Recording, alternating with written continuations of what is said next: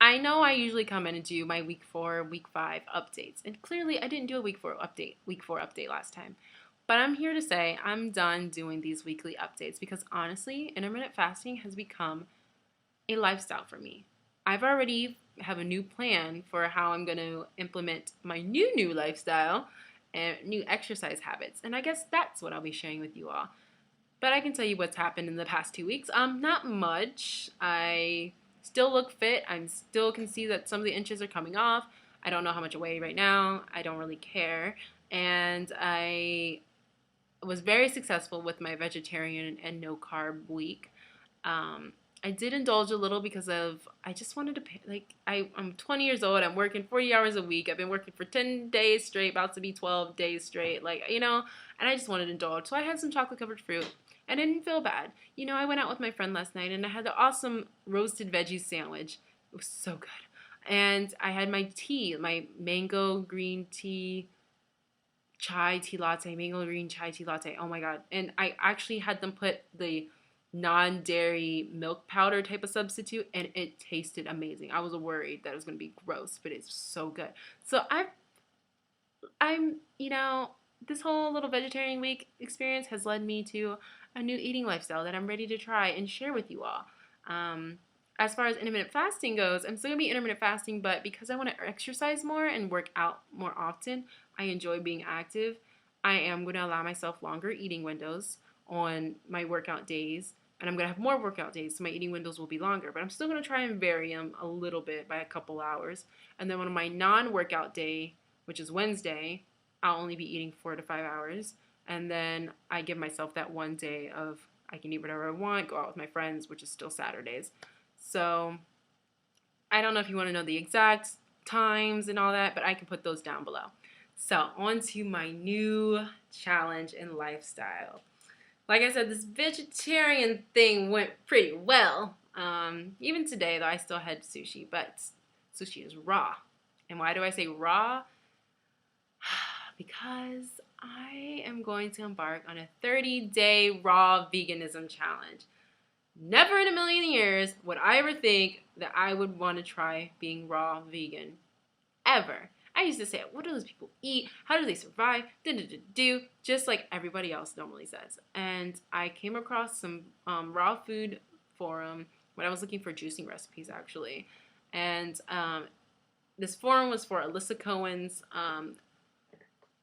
Living Off Live Foods book. And Alyssa Cohen's is a raw vegan chef. She has a restaurant, I believe, in Maryland and somewhere else. I don't know where else, but she has like a raw vegan restaurant, and she's written these cookbooks and these steps to becoming raw type lifestyle books. And she was on Tyra Banks and all this awesomeness. The woman looks amazing. She looks like she's like 30 something, and I think she's like 40 something.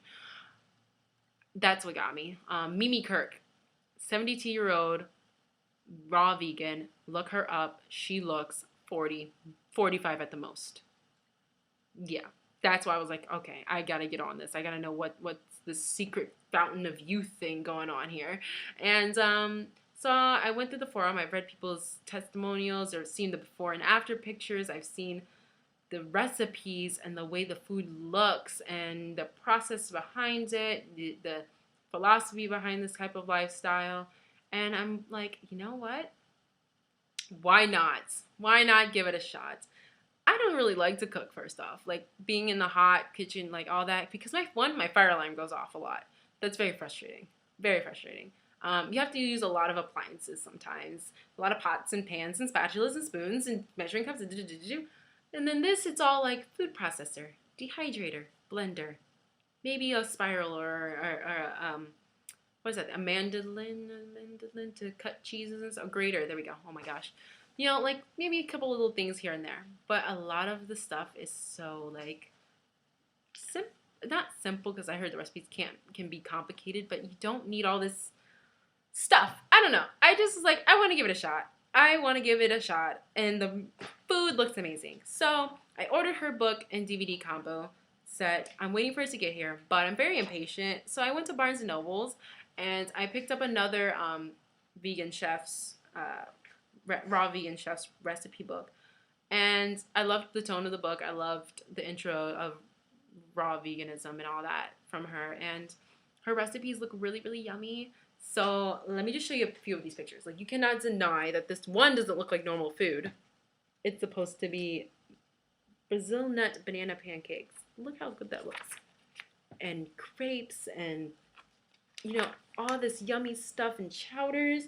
Like, you can't go wrong. Look, this is supposed to be BLT. It looks so good, and this wrap looks so good. Oh, the food looks delicious. And when people think of raw vegans, they just think of people who sit there and eat salads all day, might drink fruit smoothies all day, might eat some nuts all day.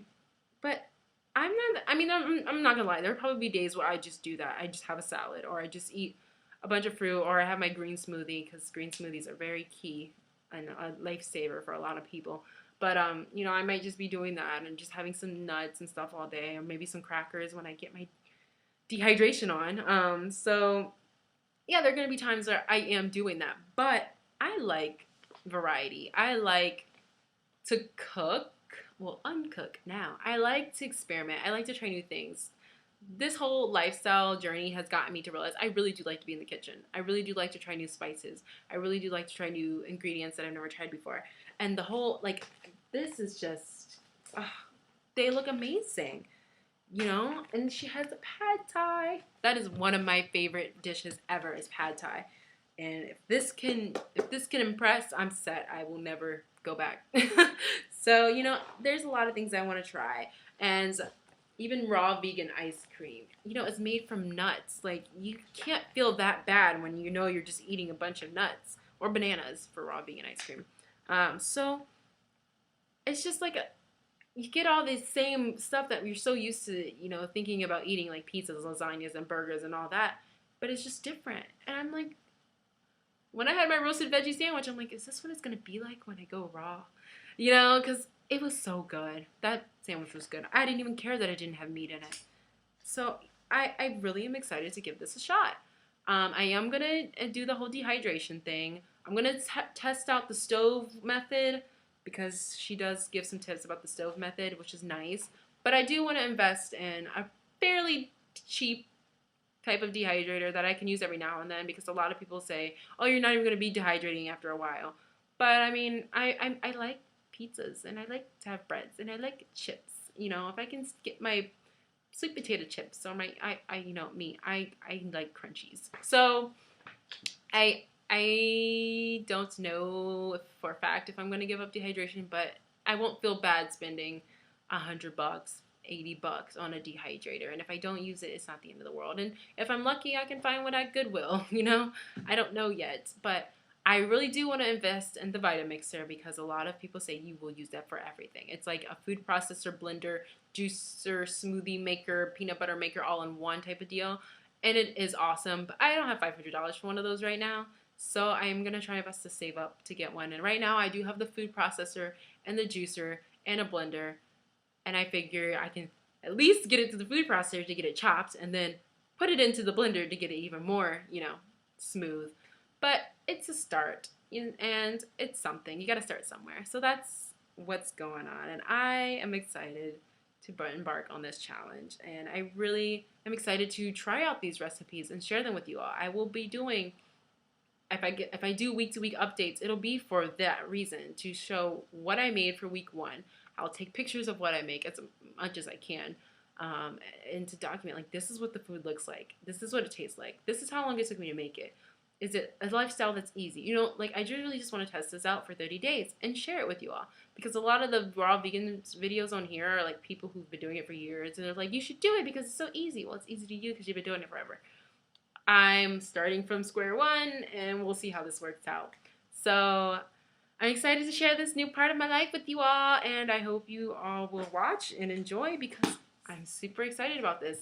I'm going to be doing the challenge for July, so I have a couple weeks to be able to hopefully get a dehydrator and read up on some of the recipes and start planning out what I'm going to eat for that month, and I can't wait. So stay tuned. I will see you all again soon.